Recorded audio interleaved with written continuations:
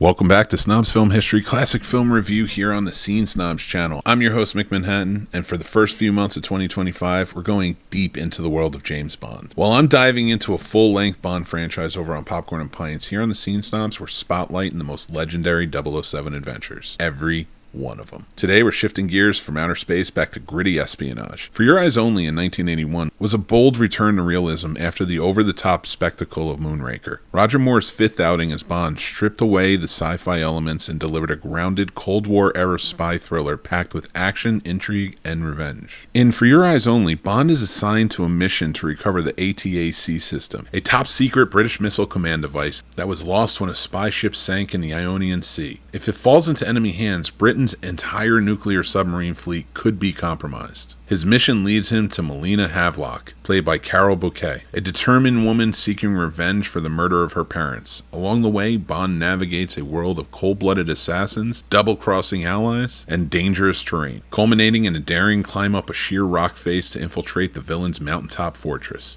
Gone are the laser battles and gadgets. This time, Bond must rely on his skill, his wit, and his sheer determination. For Your Eyes Only marked the directorial debut of John Glenn, who would go on to direct 4 more Bond films. The decision to bring Bond back to a grittier, more espionage-driven style was a deliberate move by producer Albert R. Broccoli, who wanted to reground the franchise after the outlandish excess of Moonraker. The film's stunt work is some of the best in Bond history, particularly the rock climbing sequence at St. Cyril's Monastery in Greece. Roger Moore himself admitted that this is one of the most nerve-wracking sequences he ever filmed. And let's not forget the film's stunning locations, from snowy slopes of Cortina d'Ampezzo to the sun-drenched Greek islands. For Your Eyes Only delivered classic espionage atmospheres with breathtaking cinematography. When For Your Eyes Only debuted in 1981, audiences and critics embraced Bond's return to serious spy storytelling. The film was a box office hit, grossing $195 million worldwide. Critics praised its focus on realism, gripping action sequences, and Carol Bouquet's strong performance as a determined Bond heroine. However, the film wasn't without its lighter moments, including the infamous Margaret Thatcher gag in the final scene, which remains one of the more divisive comedic moments in the franchise. For Your Eyes Only has left a lasting mark on the Bond franchise. It proved that Bond didn't need to go over-the-top gadgets and sci-fi elements to succeed. Instead, it focused on espionage, personal stakes, and a grounded action film, influencing later Bonds like Casino Royale and Skyfall. The film also showcased Roger Moore's ability to play Bond with both charm and grit, proving that he can handle a darker, more realistic take on the character when needed. Decades later, it remains a fan favorite for those who appreciate Bond at his most tense, tactical, and thrilling. As we wrap up our review of For Your Eyes Only, it's clear that this film stands apart as a return to Bond's espionage roots. With its gripping action, strong performances, and stunning cinematography, it remains one of Roger Moore's finest Bond films. Thank you for joining us for another classic film review in this deep dive of the James Bond franchise on the Snobs channel. Don't forget to like, comment, and subscribe as we continue to explore 007's greatest adventures. I'm Mick Manhattan, reminding you, sometimes the most dangerous missions don't need gadgets, just skill, determination, and a license to kill.